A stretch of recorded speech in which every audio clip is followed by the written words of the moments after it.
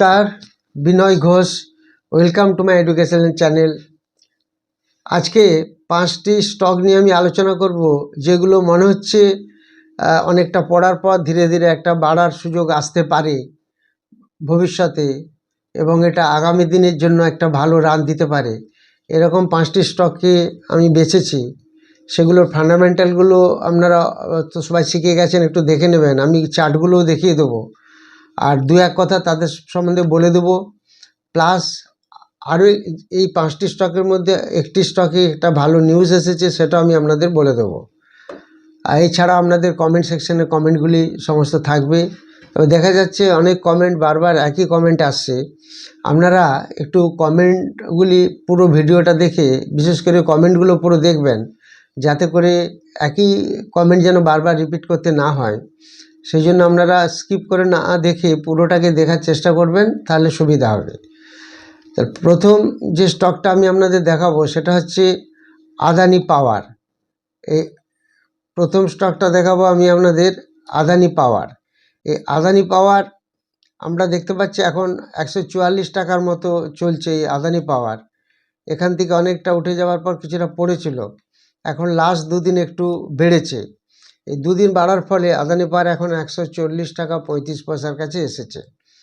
তো এই আদানি পাওয়ার আপনারা জানেন একটা ভালো পারফরমেন্স ধরে আছে, এবং আশা করা যাচ্ছে আগামী দিনে এই স্টকটা ভালো বাড়ার একটা চান্স আছে। তো সেই হিসাবে আপনারা এর ফান্ডামেন্টালটা একটু দেখে নেবেন, তাহলে সুবিধা হবে। দেখে যদি কিছু বুঝতে অসুবিধা হয় যে ফান্ডামেন্টালের এই জিনিসটা খারাপ আছে বা এই জিনিসটা কম আছে কি ভালো আছে, সেগুলো একটু কমেন্ট সেকশনে লিখবেন, বা যেটা বুঝতে না পারবেন সেগুলো একটু বলে দেবেন, সেগুলি বলে দেওয়া যাবে। এই প্রথম শেয়ারটি হলো আদানি পাওয়ার, আদানি গ্রুপের স্টক। কিছুদিন আগে স্টকটি অলরেডি একটা ভালো জায়গায় গেছিল, সেখান থেকে নিচে এসেছে, স্প্লিটও হয়েছে, সেটা একটু নিশ্চয়ই দেখেছেন। তো তাই সেই সুবাদে দামটা অনেক পড়ে গেছে। এটা একটা ফার্স্ট স্টক গেল, আদানি পাওয়ার। এরপর যে স্টকটি আপনাদের দেখাবো সেই স্টকটা নাম হচ্ছে জেএসডব্লিউ সিমেন্ট। এই জেএসডব্লিউ সিমেন্ট, জেএসডব্লিউ গ্রুপের একটা স্টক, খুব বেশি দিন আসেনি মার্কেটে, কিন্তু এই স্টকটাও আগামী দিনে আশা করা যাচ্ছে ভালো পারফর্ম করতে পারে। ভালো পারফর্ম করার অনেকগুলি কারণ আছে, অত ডিটেলস কারণগুলি বলা যাবে না। আপনারা একটু ফান্ডামেন্টালটা দেখে নেবেন, কিছু কিছু নিউজ আছে, সেই নিউজগুলো দেখলেও আপনারা বুঝতে পারবেন, এবং তার সাথে সাথে ফান্ডামেন্টালগুলো দেখে নেবেন, তাহলে জিনিসটা আপনাদেরও ক্লিয়ার হয়ে যাবে। যদি বুঝতে অসুবিধা হয় কমেন্ট সেকশনে কমেন্ট দেবেন। তো এই যে স্টকটি জেএসডব্লিউ সিমেন্ট এখন যে জায়গায় চলছে 122 টাকা দাম, এবং এই স্টকটা খুবই কম দামে আছে 122 টাকা, এবং একটা কম দামি স্টক জেএসডব্লিউ গ্রুপের স্টক। বাকি এই গ্রুপের সমস্ত স্টকই অনেক উপরে দাম। যেহেতু এটা বেশি দিন লিস্টিং হয়নি, তো এই স্টকটাকে আমরা একটু খেয়াল রাখবো, এই জেএসডব্লিউ সিমেন্ট। সেকেন্ড স্টক এটি বললাম। থার্ড স্টক যেটি বলবো আপনাদের, দ্যাট ইজ পিপিএল ফার্মা। এই পিপিএল ফার্মা একসময় প্রচুর উপরে গেছিলো, কন্টিনিউ হাই মারতে মারতে উপরে গেছিলো, আবার নিচে চলে এসছে, প্রচুর নিচে, অনেকটাই নিচে চলে এসছে। সেটা দেখেই বুঝতে পারছেন, এই জায়গা থেকে একটু জাস্ট উপরে উঠেছে, এখনও 164 টাকার কাছাকাছি দাম চলছে। এই স্টকটিকেও আমরা আগামী দিনের জন্য খেয়াল রাখবো। পিপিএল ফার্মা, এই পিপিএল ফার্মা প্রচুর পড়ে গেছে, যে লেভেলে এসেছে সেটা আপনারা একটু সাপোর্ট রেজিস্ট্যান্সগুলো দেখে নেবেন। সেইভাবে দেখলে প্রত্যেকেরই একটু ক্লিয়ার হয়ে যাবে। এই পিপিএল ফার্মাও আগামী দিনে হয়তো একটা ভালো রান দিতে পারে। পিপিএল ফার্মার দিকেও আমরা নজর রাখবো, এটা খেয়াল রাখবেন। এরপরে যে স্টকটি দেখব আমরা, সেটা হচ্ছে আইআরবি ইনফ্রা। গতকাল এটা 4%-এর মতো পড়ে গেছে, আজকে একটু বেড়েছে, আজকে সামান্য বেড়েছে প্রায় 1%-এর মতো। এই স্টকটি ফান্ডামেন্টাল বেশ ভালো, মোটামুটি রেটিংও ভালো আছে। এগুলো আগামী দিনের জন্য আপনারা খেয়াল রাখবেন, বা রেটিং চেক করে নেবেন, কত অ্যানালিস্ট কি বলছে সেগুলো দেখলেও বুঝতে পারবেন। আইআরবির একটা ভালো রেটিং আছে, যে স্টকগুলি বলছে মোটামুটি একটা রেটিং আছে। তো সেই আইআরবি ইনফ্রা এখন দাম চলছে 42 রুপিস 61, এবং এইভাবে বেড়ে একটা ভালো জায়গায় বেড়েছিল। কালকে একটা ভালো কারেকশন দিয়েছিল, এখন যে জায়গায় চলছে এখনও স্টকটিকে আগামী দিনের জন্য ভাবা যেতে পারে, আপনারা খেয়াল রাখবেন। আরবি ইনফ্রা এরও ফান্ডামেন্টালটা আপনারা দেখে নিতে পারেন। এটা 4 নম্বর স্টক হলো। তারপর যে স্টকটি আমরা বলবো সেই স্টকটি আগে একটা নিউজ আছে, সেটা আপনাদের একটু দেখিয়ে দিই। এই স্টকটার নাম হচ্ছে, অ্যাকচুয়ালি তার আগে নিউজটা যদি আপনাদের সঙ্গে শেয়ার করি আরও সুবিধা হবে। এটা হচ্ছে দেশীয়ভাবে হ্যামার ক্ষেপণাস্ত্র তৈরির জন্য বিইএল এবং সাফরান 50-50 অংশীদারিত্ব করবে। এই যৌথ উদ্যোগটি একটি সেন্টার অফ এক্সিলেন্স পরিচালনা করবে, যা হামার অস্ত্র ব্যবহার, গাইডেন্স কিট তৈরি, সরবরাহ, রক্ষণাবেক্ষণ এবং মেরামতির জন্য প্রযুক্তি এবং দলগত অংশীদার হিসাবে কাজ করবে। অর্থাৎ এই কোম্পানিটি, যেটা আমি বলতে যাচ্ছি নিশ্চয়ই আপনারা বুঝতে পেরেছেন, এই ভারত ইলেকট্রনিক্স লিমিটেড, এই কোম্পানিটি একটা বড় নিউজ এসেছে এবং দিল্লিতে একটা বড় চুক্তি হয়ে গেল সাভরানের সঙ্গে, দ্যাট ইজ ফ্রান্সের যিনি রিপ্রেজেন্টেটিভ এসেছেন ফ্রান্সের, তিনি এটা অলরেডি চুক্তিটি করেছেন। সাভরান ইলেকট্রনিক্স অ্যান্ড ডিফেন্স যৌথভাবে রাফেলের মতো যুদ্ধবিমানে স্থাপিত হ্যামার ক্ষেপণাস্ত্রের দেশীয় উৎপাদনের জন্য একটি প্রাইভেট লিমিটেড কোম্পানি গঠন করবে। এই নিউজটা আপনারা দেখে নেবেন, এখানে দেয়া থাকলো। এখানে প্রস্তাবিত কোম্পানিটি একটি 1 লাখ টাকার প্রাথমিক অনুমোদিত শেয়ার মূলধন নিয়ে গঠিত হবে, যার মধ্যে 100 টাকার এবং 1000টি ইকুইটি শেয়ার থাকবে, বিএল স্টক এক্সচেঞ্জকে জানিয়েছে। তো এটা আমি আপনাদের সঙ্গে শেয়ার করলাম। এটা ডিটেলস আপনারা একটু দেখে নেবেন। এবার আমরা একটু চলে যাই বিএল স্টকটির এখানে। এটা আমরা জানি এটা ইলেকট্রনিক্স এবং aerospace and defence company stock, সেটা আমরা জানি, ভারত ইলেকট্রনিক্স লিমিটেড। এই স্টকটিকেও আমরা একটু খেয়াল রাখবো। এই স্টকটিও আগামী দিনে একটা ভালো রান দিতে পারে, বিকজ যেভাবে কন্ট্যাক্টগুলি হচ্ছে, বেল বেশ ভালো কন্ট্যাক্ট পাচ্ছে, সেই হিসাবে সেটা খেয়াল রাখবেন। এই স্টকটিকেও আমরা একটু খেয়াল রাখবো।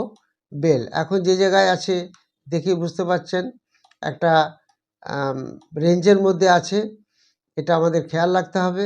এই বেল এখন দাম চলছে 446। এই 5টি স্টক আপনাদের দেখার জন্য বললাম, কোনোটাই আমার রেকমেন্ডেশন নয়, এটা খেয়াল রাখবেন। এই স্টকগুলি আপনারা নিজেরা কনসাল্ট করুন আপনাদের অ্যাডভাইজারের সাথে, কীরকম লাগছে বা কোনো কিছু ফান্ডামেন্টালস যদি বুঝতে অসুবিধা হয়, কিছু যদি জানার থাকে সেটা জানাবেন। যেমন এর ইন্ট্রিনসিক ভ্যালু, গ্রাহাম নাম্বার, এই ধরনের জিনিসগুলি যদি আপনারা জানতে চান সেগুলি আমি বলে দেবো, যদি না পান। এটা খেয়াল রাখবেন এই 5টি স্টক আগামী দিনের জন্য।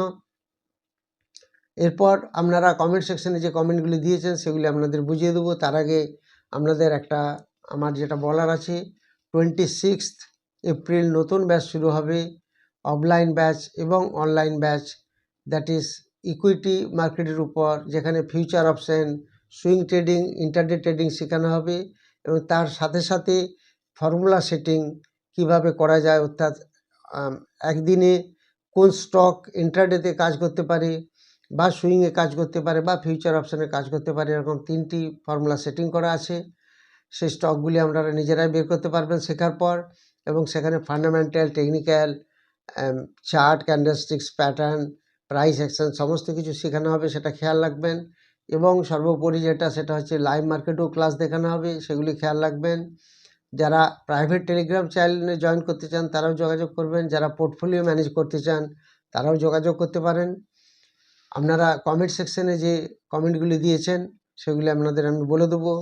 প্রথমে জানতে চেয়েছেন স্বপন সাহা, নেটওয়ার্ক কি, নেটওয়ার্ক 18 কি এখন বাই জোনে আছে?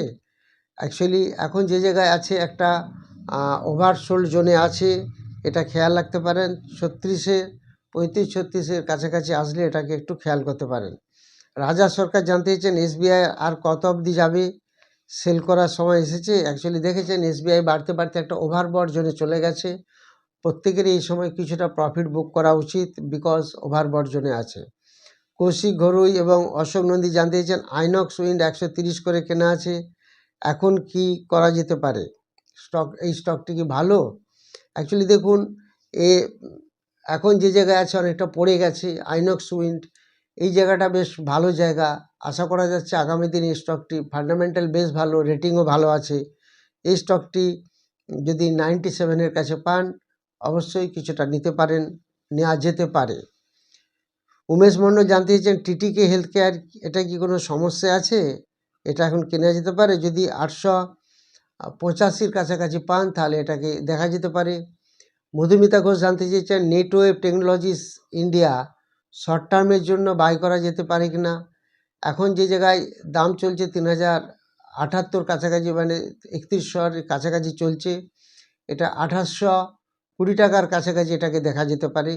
অভিমান বিশ্বাস জানতে চেয়েছেন সিলভার 20 এর এক্সপেক্টেড প্রাইস কত হতে পারে? এটা এক্সপেক্টেড প্রাইস মিন্স 1 বছর না 2 বছর না 3 বছর, কোনটা আপনি জানতে চাচ্ছেন সেটা বুঝতে পারলাম না। ও লাস্ট 2026-এ জানতে চেয়েছেন। 2026-এ এটা এখন যে জায়গায় চলছে 220-30-এর মধ্যে রান করছে, 260-এর একটা রান হলেও হতে পারে।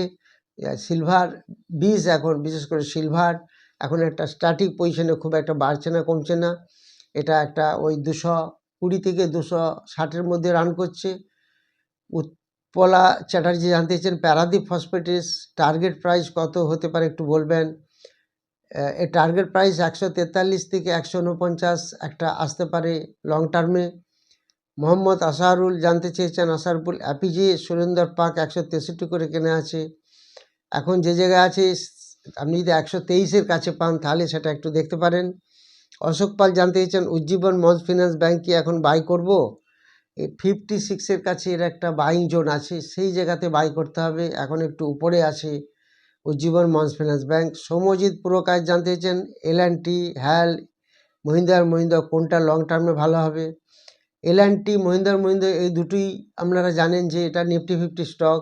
হ্যালো একটা এরোস্পেস অ্যান্ড ডিফেন্সের একটা উন্নত মানের কোম্পানি হচ্ছে হ্যাল, এগুলো নিশ্চয়ই জানেন। বিপ্লব রায় জানতে চেয়েছেন টিটাগড় রেলওয়ে সিস্টেম 770 করে বাই করা আছে, রেলওয়ে সেক্টরে যত অ্যাভারেজ করি ততই কমে যাচ্ছে, এখন অ্যাভারেজ করবেন না, এখন যে জায়গায় আছে 720-এর কাছাকাছি আসলে সেই জায়গাটায় আপনি নিতে পারেন, এর মাঝখানে অ্যাভারেজ করে কিছু লাভ নেই। নীলিমা রুদ্রপাল জানতে চেয়েছেন গ্রিপস কটন 160 করে 2000 শেয়ার বাই করেছি, 2030 পর্যন্ত রাখা যাবে? প্রফিট আছে সামান্য, এফআইআই এটা একটু স্টেকটা মাইনাস করেছে, ডিআই সামান্য পরিমাণ বাড়িয়েছে, তবে এটার দাম যে জায়গায় চলছে খুব একটা নিচে নেই, আপনার কেনা লেভেল থেকে উপরের কাছাকাছি চলছে, এটা যদি 10% প্রফিট হয়ে যায় কিছুটা বুক করবেন, এইভাবে সুইং করে করে কাজ করলে দেখবেন আপনাদের কোনো প্রবলেম হবে না। গৌতম পাল জানতে চেয়েছেন ইপকা ল্যাবরেটরিজ কি বাই করা যাবে এখন এবং এর সাপোর্ট রেজিস্ট্যান্স কত? এর সাপোর্ট হবে 1403 আর রেজিস্ট্যান্স হবে 1574। সুভাষ প্রামাণিক জানতে চেয়েছেন L&T টেকনোলজি সাপোর্ট আর রেজিস্ট্যান্স লেভেল 3390, এটা হবে সাপোর্ট লেভেল এবং রেজিস্ট্যান্স হবে 3930। অনেক বিশ্বাস জানতে চেয়েছেন সুপ্রিম ইন্ডাস্ট্রিজ 3330 করে নেওয়া ধরে রাখবো? সুপ্রিম ইন্ডাস্ট্রি আপনি 3330 করে বলছেন, এখন তো 3839-এর কাছে 39-এর কাছাকাছি আছে, সবসময় চেষ্টা করবেন একটু প্রফিট বুক করতে, 4000 টাকার কাছে গেলেই একটা প্রফিট বুক করার চেষ্টা করবেন, আবার নিচে আসলে ধরবেন, এইভাবে কাজ করলে একটু সুবিধা হবে। আপনারা কমেন্ট সেকশনে আবার কমেন্ট দেবেন, সেগুলি আমি আবার বলে দেবো। যে স্টকগুলি বলেছি তার ফান্ডামেন্টাল কোনো প্রবলেম হলে সেগুলি জানাবেন। যারা 26 এপ্রিল ক্লাস করতে চান অফলাইন বা অনলাইন ইকুইটি মার্কেটের উপর, তারা যোগাযোগ করবেন। যারা ভিডিওটি নতুন দেখছেন তারা অবশ্যই সাবস্ক্রাইব, লাইক ও শেয়ার করবেন। Thank you very much for watching my video.